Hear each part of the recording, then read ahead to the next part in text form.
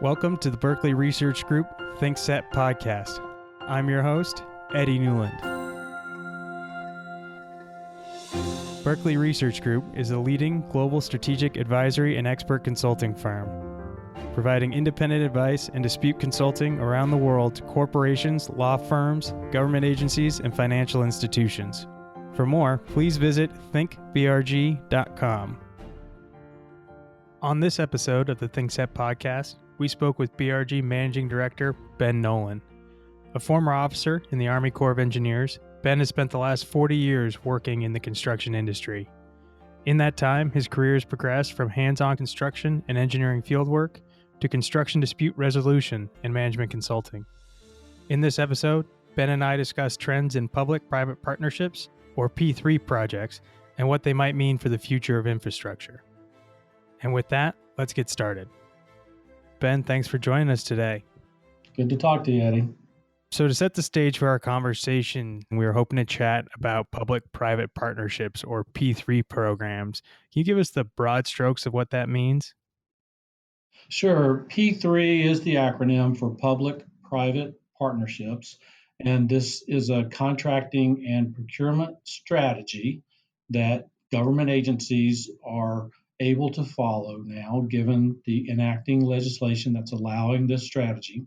And the idea behind it is that the government will allow a private company to come on to government property and build a project that they will then essentially lease to the government or operate for the government in exchange for some flow of funds. So the idea is traditionally governments have funded and had designed and built and operated government facilities, and now the government has decided that it might be a good idea to let private companies come in and design, build, finance, and operate those same facilities under some long-term contract.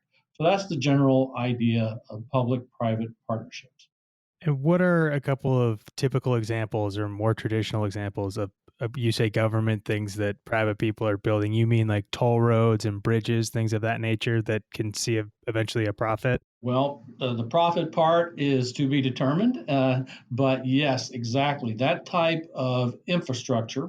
So transportation would be the general nature of the projects that you mentioned, toll roads, bridges, tunnels, projects like that that are fairly well defined, that the government decides to have a private entity come in, design it, build it, finance it, and operate it for some period of time. And in exchange, the government gets some type of financial benefit for that. Now, whether the concession, which is the private company, actually makes a profit is a big question, but it is an opportunity to make a profit. In some articles, you've noted that P3 adoption is actually a little bit slower in the U.S. compared to other parts of the world. Can you explain why that is? Traditionally, in the U.S., the public procurement has been done pretty much the same way over the years for many, many years. There were forms of contracting that were allowed by law, state law, and federal law. And over time, and particularly in Europe, the P3 model was used. And so it tended to migrate over to the United States as a contracting strategy. And so states had to pass laws to allow this type of strategy. So that has taken some time to get the laws passed. And now several states have done it successfully. Texas, Colorado, Florida, for example. There are many other examples. And so each state is at some point of the process of enacting the legislation for P3, or they've already done it and now they have a series of P3 projects that are underway and some are completed. So it has taken a while just because of the nature of the legal structure that needed to be created to allow these kind of projects. So I've seen it said and written, I think you've also noted that infrastructure projects themselves are generally getting more expensive. Is there a reason or two for that? And how does that factor into the overall use of P3s? Right. Well, the traditional view of how do you value the cost of a P3 project versus a traditional government procurement has been in an analysis called value for money. And typically, the analysts would focus on the cost of the interest or the cost of the financing for the project. And so that is one factor. Typically, you'll have tax free bonds and whatnot that the government uses, which is inexpensive financing. That's traditional way. But a private entity has to use private financing. And so they've come up with very creative ways to sort of come to parity with the cost of government funding. So on the first level, there's always been the value for money. But what is making P3 projects more expensive these days is that there's more experience with P3 projects and the risks that P3 projects face during the implementation phase of this. There's a tremendous amount of risk that is shifted onto the concessionaire because this concessionaire is coming in to build one project, one time that they are going to own and operate for perhaps 30 years. Now, as opposed to, say, a government entity that's been around for many, many decades, and this is just one more project they would design, build, and operate, their actual cost of operating this facility or building might not be as apparent as a company that is in it to make a profit. And so these risks that the concessionaires are taking on are causing these projects to incur additional costs in some very specific areas, at least on the projects I've been involved in. Can you give us an example or walk us through how those additional costs may materialize? The scenario is federal and state agencies that own and control, let's say, a right of way, a corridor. And now the state decides they want to have a P3 project along that corridor instead of the state agencies and the federal government funding it, designing it, building and operate it. Now you have a private entity that comes in and for one fixed price, this private entity called a concessionaire is going to propose to build whatever facility it is for this government and then operate it and pay the government its fees and at the same time finance it for, say, 30 years. So, what are the risks that this concessionaire takes on? One of the risks that I'm seeing is that these public agencies, both local, state, and federal agencies, this has been their business for a long time. They tend to meddle in the business of the concessionaire. Things like, well, we want the road to be this wide, we want it to be this high, we want it to go over here, not over there, we want this type of facilities along the road. These things are added into what a concessionaire had envisioned and priced up. That drives the cost up. The agencies are typically not inclined to pay additional for those things since they figured that's the way they would have done it, among other reasons. And so that's one factor is you're a private company working within a historical context of public agencies. So they tend to meddle in the business and affect the cost. Another key factor, and this is an unknown in many the P3 projects, is the P3 project itself, the design, is not final at the time that the concessionaire submits its pricing proposal. It's based on a preliminary design, one of a kind, has not been built yet, hundreds of millions, if not billions of dollars. And once the concession is awarded, the concessionaire has to complete the design. The builder of this project, when they price the project up, has to envision what this facility is actually going to look like at the end based on assumptions that are made on very preliminary drawings. So they're pricing something that's going to be built over the course of the next few years, and they really don't even know the details of the design. So that risk is called design development risk. So one of the big issues that I see in the projects that I consult on is what was the preliminary design, what was priced, and what was envisioned as the final design, and how was that priced? And what is the assumptions on the actual cost of that, and then what are the contingencies that the builder needs to carry to cover the cost of unknowns. And so in many cases, there's the issue of what did the builder price, what did the designer design, what did the builder price for the end product, and what are the contingencies. That design development risk is a large risk for the concessionaire. Pivoting slightly, one place where P3 has already been implemented is Puerto Rico. Prior to the hurricanes, why were P3 seen as such a good fit there? Well, obviously, Puerto Rico has, like we said earlier, government agencies traditionally use bonds for financing projects. Well, Puerto Rico got to the point where it was difficult for them to raise money to finance projects. And so they decided to adopt a P3 strategy and had a couple of P3 projects that they went ahead and went through the process with private companies financing those, and those were operational.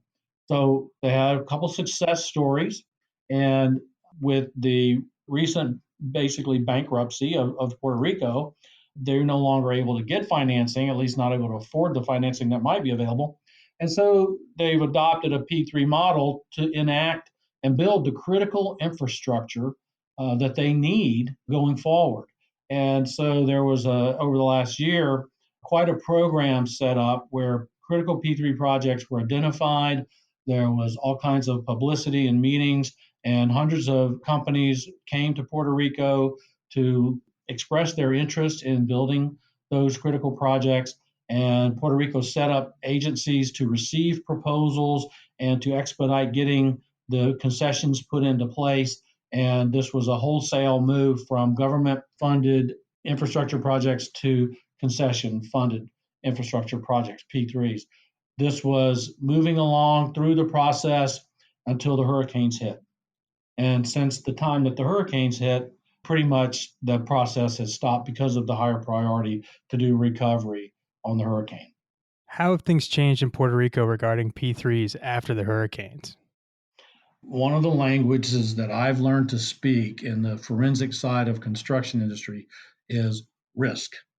And so when I approach any kind of project, I'm evaluating the risk of that project. A hurricane is one risk.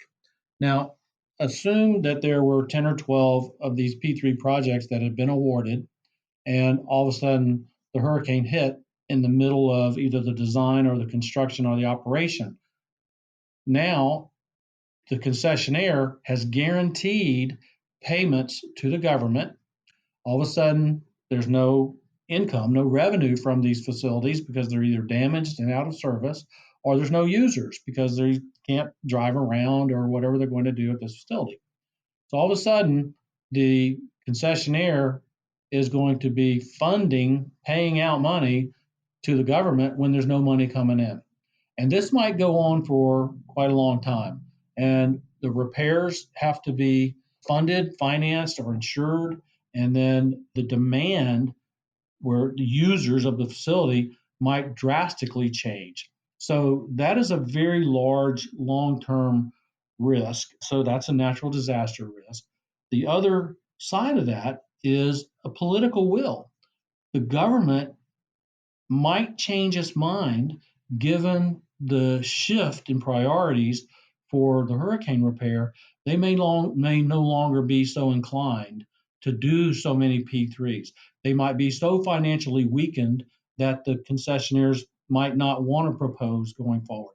So that's an example of a risk that is very difficult to quantify. And going forward, when these concessionaires are going to be proposing to Puerto Rico, they're going to have to provide some type of strategy to deal with this known risk of natural disaster of building an infrastructure project in Puerto Rico. So it's going to drive the cost of P3 projects and implementations up in Puerto Rico, for example. In the example you give then of a place like Puerto Rico or another region that may be prone to natural disasters, can we reach a point where P3 type financing is no longer useful?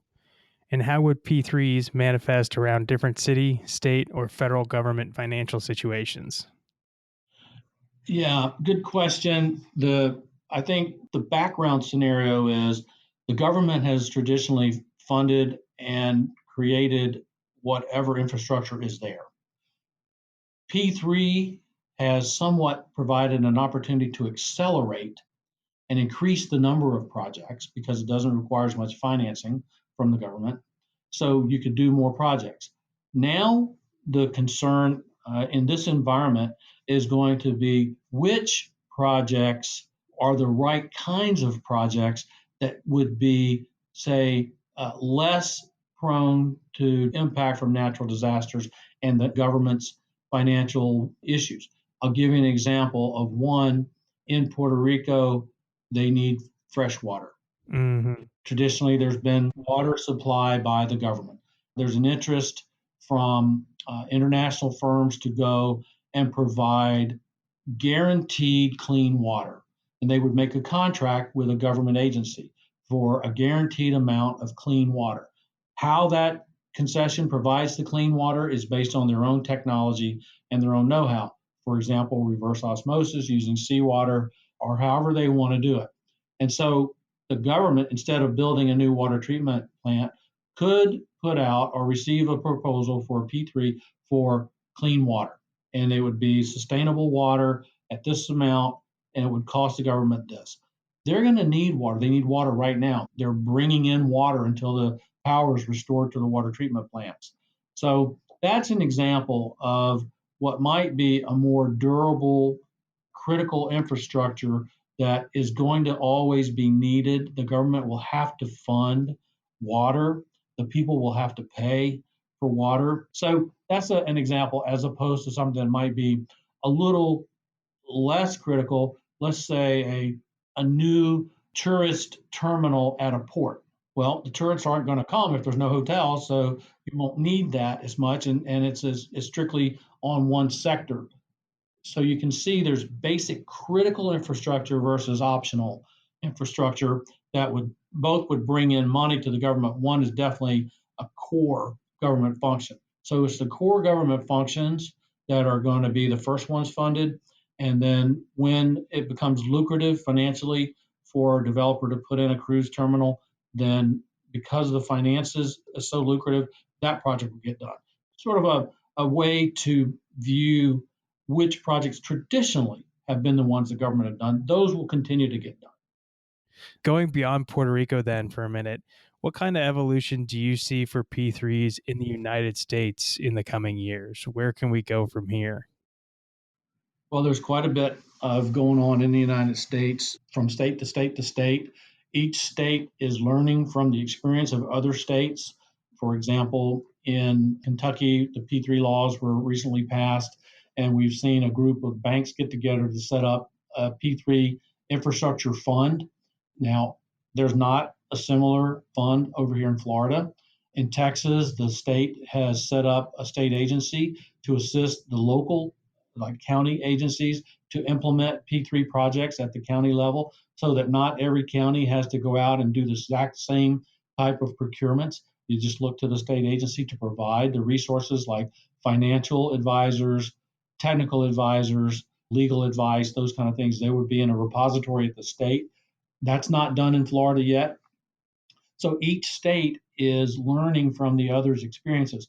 Georgia set up their P3 statewide organization under the Chamber of Commerce. And I spoke to them, and it was very interesting because the Chamber of Commerce has so much reach and so much influence throughout the state at every level that it made sense to put the P3 authority essentially under this Chamber of Commerce and the entities within that.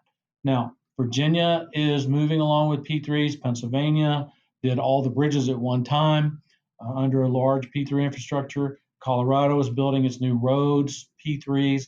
California just did a P3 project at the Golden Gate Bridge, which is called Presidio Parkway.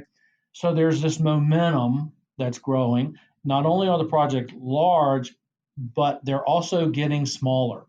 There are P3 projects for parking meters now, $3 and $4 and $5 million projects.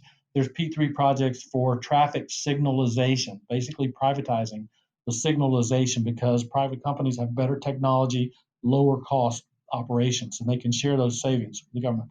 There's P3s for energy savings. There's a whole variety and niches of P3 types of projects that are small as opposed to the traditional toll road like we first mentioned that might be $1 billion.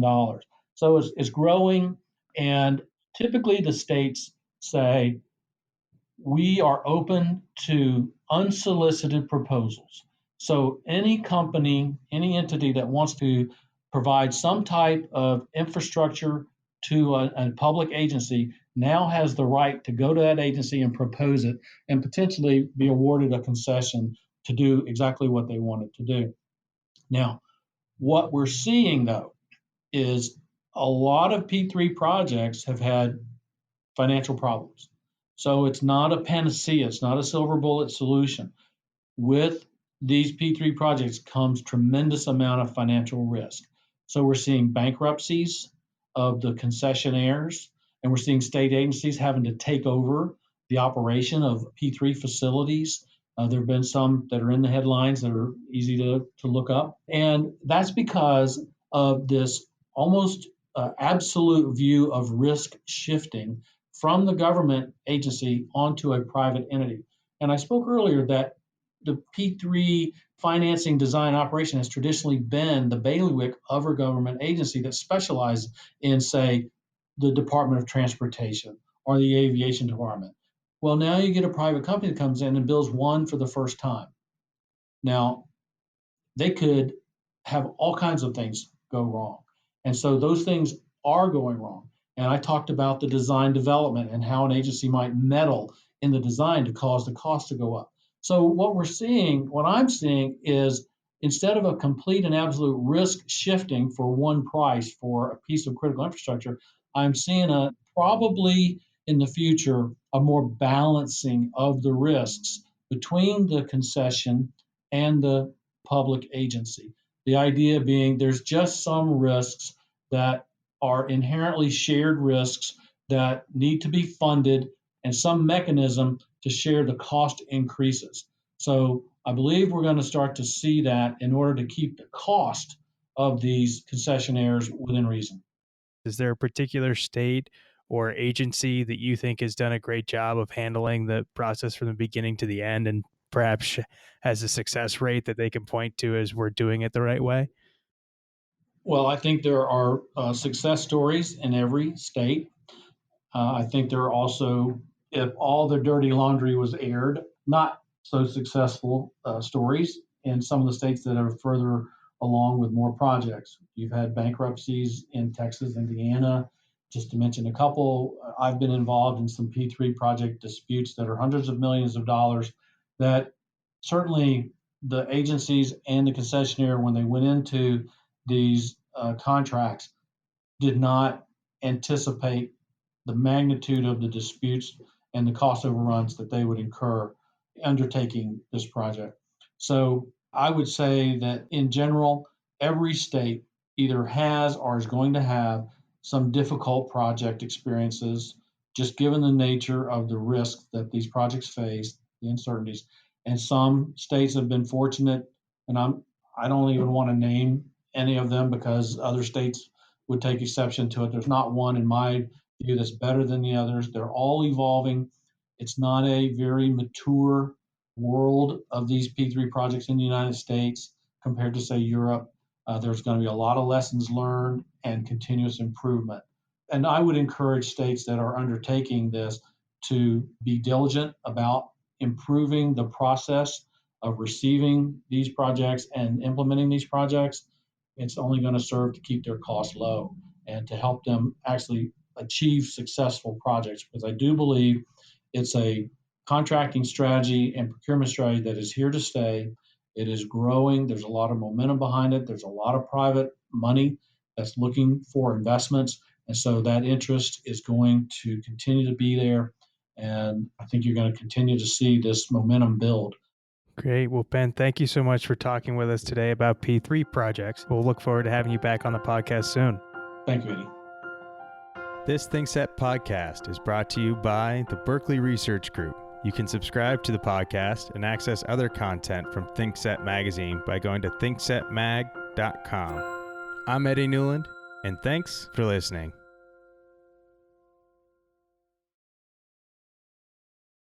The views and opinions expressed in this podcast are those of the participants and do not necessarily reflect the opinions, position, or policy of Berkeley Research Group or its other employees and affiliates.